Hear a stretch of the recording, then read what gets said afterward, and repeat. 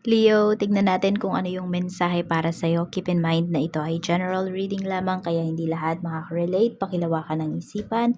At kung di ka pa nakasubscribe dito sa ating channel, please subscribe and hit the bell button para lagi kang updated every time na meron tayong uploads. Kung nais mo namang mag-avail ng ating private readings, ng ating rituals, ng ating PR's products, makikita mo yung link sa description box, Tarot Intentions by Aliana Reyes. Click mo lang yan para madirect ka dun sa ating Facebook page. Kung wala ka namang Facebook account o kaya naman naka-deactivated ka ngayon, pwede ka sa WhatsApp mag-message. Nandyan din yung aking number. So, tignan na natin kung ano yung mensahe para sa'yo. Mensahe po natin, Spirit Guide for Leo, Sun, Moon, Rising, and Venus. We have do what you want to do. We have consider question comprehensively. We have don't be afraid of distance, touch, and feel. Tignan natin kung saan-saan tong aspect ng life mo or anong sitwasyones ba ito.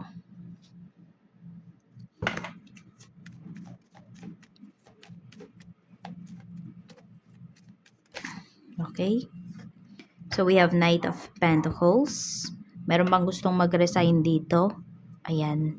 So, ngayon, pwedeng hindi kayo satisfied sa kung ano yung mga nangyayari sa life ninyo, sa kung ano yung mga resulta ng mga ginagawa po ninyo. May paghahanap kasi rito eh. So, marami po na Leo na pwede na you are not yet living your life purpose. Kaya may hinahanap-hanap pa rin kayo.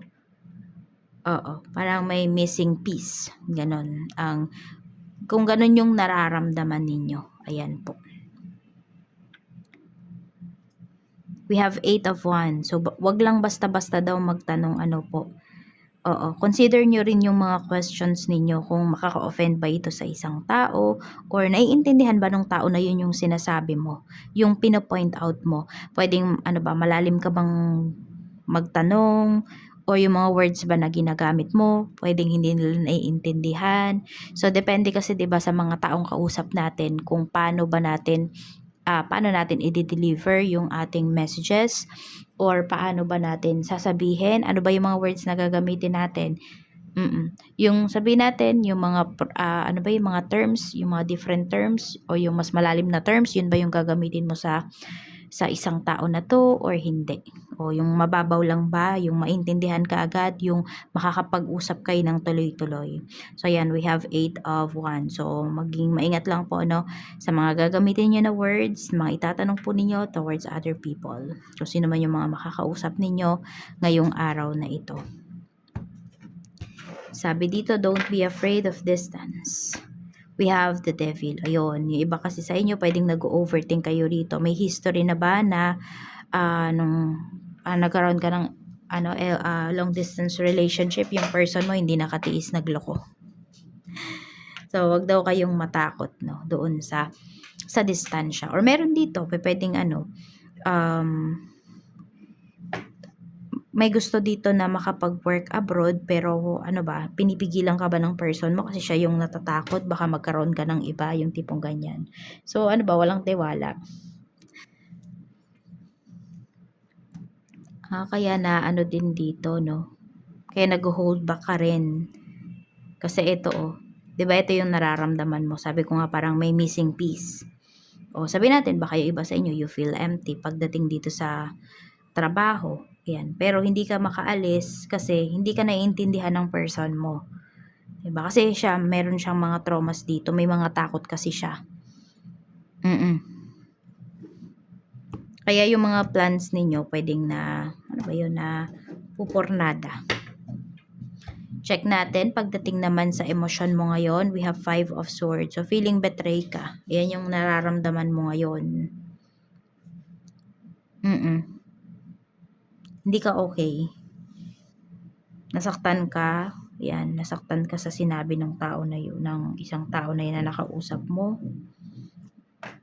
We have 3 of Pentacles. May panghihinayang din at the same time. Kasi pwedeng hindi mo na-express talaga yung nararamdaman mo. Hindi mo nasabi yung gusto mong sabihin. Ito naman yung iniisip, 8 of Cups. Pero gusto mo na lang umiwas para hindi na lumaki yung issue. King of Pentacles. Alam mo rin kasi na yung taong nakausap mo na yon, Leo, is mataas yung pride. Ayan. Or pwede rin baka ikaw to, di ba? Kaya hindi ka na rin talaga mag-reach out towards that person. Though nasaktan ka talaga at naiisip mo pa rin yung tao na to. May pag-overthink sa part mo, pero i-accept mo na lang talaga kung ano man yung mangyayari or kung ano man yung kahihinatnan nito nung pangyayari na to, or kung ano yung kahihinatnan ng relationship mo dito sa tao. Spiritual health naman, we have Knight of Swords. Ayan, medyo pabigla-bigla kayo rito. Pwedeng ganito, meron kayong nakita, ilagay mo to sa bulsa mo, ganito, ganyan. Tapos kayo without or meron kayo nakita na Latin prayers, binanggit nyo kaagad. Mag-iingat po kayo. 'Di ba? Kasi di mo naman alam kung ano yung intention ng tao na nag-post nun. Kaya mag-iingat kayo ha, hindi lahat ng ito gawin mo kasi siswertehin ka, gawin mo to kasi ganyan. So be discerning din naman po sa mga mga mapagpanggap na mga ganyan. Kaya mag-iingat din kayo. Huwag kayo padalos-dalos dito. Hindi porket sinabi nung isa na ganito ganyan o gagawin mo na. Kaya maging maingat kayo sa mga nakikita ninyo. Huwag nyo basta-basta gagayahin. Baka mamaya na liligaw na kayo ng landas. Dahil dun sa tinuturo nung tao na yon. Tignan natin. Basta yun, be discerning pagdating dito sa mga mga pinaniniwalaan po ninyo. Okay? Kasi baka hindi na siya align doon sa sa nangyayari sa life nyo. Yung mga ginagawa nyo hindi na align sa pinaniniwalaan po ninyo. Sa naman, work na, no, not work. But tignan natin yung energy ng mga taong makakasalumuha mo. We have the moon. May mga tinatago sa'yo. Masisikreto. Madadamdamin yung mga tao na makakadeal mo ngayon. Kaya yun talaga, mag-ingat ka sa mga sasabihin mo sa kanila kasi pwedeng kahit di naman nakaka-offend yung sinabi mo, pero baka hindi kasi nila naintindihan yung word na ginamit mo, kaya ma-offend sila. Kaya ingat ka din, okay? Check naman natin pagdating sa ayun, punta muna pala tayo sa blessings na pwede mong ma-receive. Blessings po, Spirit Guide, na pwedeng ma-receive ni Leo. Blessings na pwedeng ma-receive ni Leo.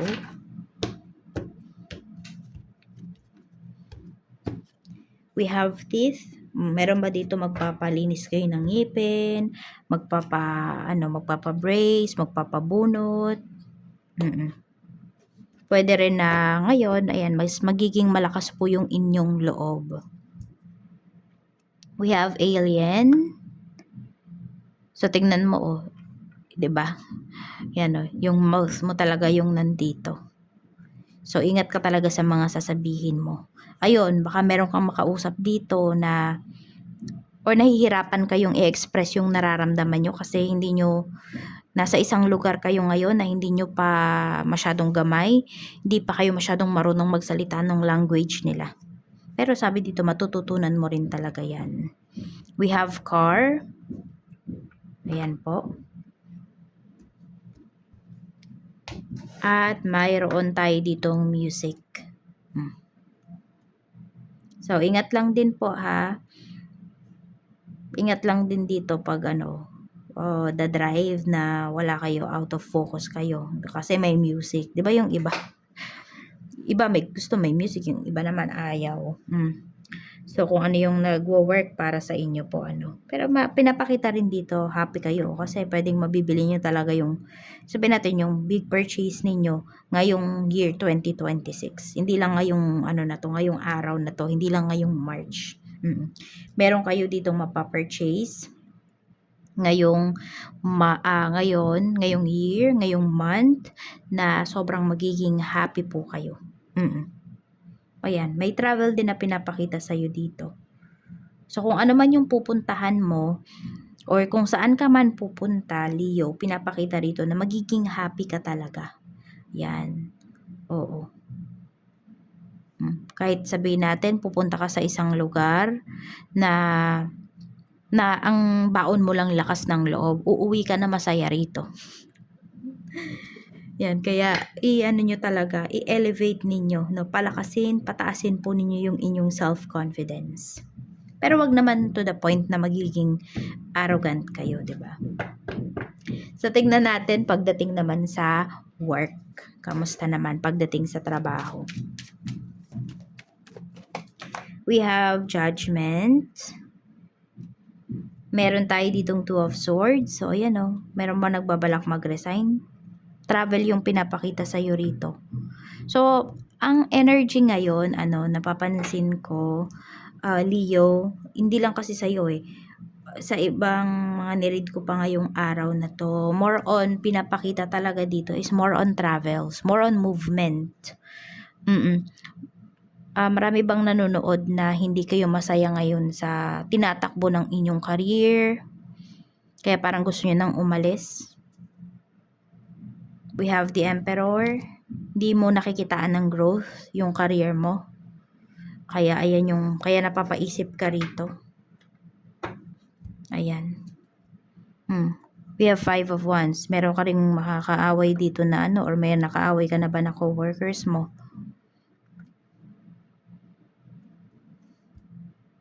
May makikipag-ayos naman. Kaya lang meron dito, mataas yung pride kasi pwede po na may may backer, no. Basta parang mahigpit yung kapit niya doon sa mga mas matataas po sa inyo. Kaya mag-ingat ka din dito, ha. Kasi kahit na hindi naman ikaw yung nanguna, pwede kang mapasama. Yung wala kang ginagawa, Leo, di ba, napapasama ka. Ito pa kaya, Pero syempre, need mo pa rin namang ipagtanggol yung sarili mo dito kung meron ng hindi magandang ginagawa sa iyo yung coworker mo. Tignan natin. So, yun po, kung napapaisip na talaga kayo pagdating dito sa inyong trabaho, kung magi-stay pa. Ayan. Tignan natin. Pagdating naman po sa ito meron dito, makakahanap kayo ng work na medyo malayo po talaga sa pinag-aralan ninyo or sa mga dating experiences ninyo sa pagtatrabaho. Kaya medyo maninibago talaga. Pero maniwala ka sa sarili mo, Leo, na yan ay malalampasan mo, matututunan mo rin yan. Sa business naman po, we have Queen of Pentacles. So, maganda pinapakita rito sa mga nagbe-business. We have Six of Swords. May travel din na pinapakita. So, yung travel po na to sulit kung nagwa-bazaar yung iba sa inyo. Yun. Okay na okay po yan. We have Three of Swords. Ito naman, pagdating sa client mo, medyo mag-iingat ka kasi pwedeng may client ka dito ngayon na hindi siya happy doon sa service or sa product. Sabihin natin merong negative feedback ka na marireceive. So, i-handle mo lang to talaga ng maayos. 'Di ba? Yun nga, yung maging maingat ka doon sa ire-react mo sa sasabihin mo towards dito sa client mo na ito. Eight of Swords. Isip po yung pagganahin mo rito, hawag yung emosyon mo kapag may nagreklamo. Tignan natin. Kasi naman yan, yung pwede naman kasi yung maging feedback sa'yo dito is yes, negative siya, pero masasabi natin na pwedeng constructive criticism naman. So, may improve mo pa yung products mo, yung services mo. Kaya, wag kang magagalit dito sa sa client mo na ito. Basta i-handle mo siya with care, i-handle mo siya na isip yung pinapagana mo kesa po sa emosyon mo. Sa staff naman, we have Queen of Cups. Yan. Meron tayong the Star. Kung meron dito na staff before na umalis, mukhang babalik siya. Gusto niyang bumalik dito. Ayan. Marami din dito na, yun, kung ilan ba yung staff mo, Leo, marami dito na babaitan sa'yo. So, itong staff na to, meron talagang concern sa iyong negosyo. Tignan natin. Makikita mo yung efforts niyan. O baka, alam mo yung hindi ka, ano yung tawag doon? Hindi ka manghihinayang na bigyan siya ng bonus, yung tipong ganun. Sa ano naman tayo, kaperahan, we have Queen of Swords. Strict na kayo ngayon in terms of your finances, oh. Seven of Cups. Kasi you have goals. So, pwedeng yun talaga muna yung pinagtutuunan mo ng pansin. 'Di ba? Medyo umiiwas muna or dapat daw umiwas muna kayo sa mga friends ninyo. Why? Kasi may mga friends kayo, Leo, na ayaw kayong magtagumpay. Ayan, oh. May mga sinasabi behind your back. Pwedeng merong mga kaibigan ka rito na nayayabangan sa'yo. Ganon.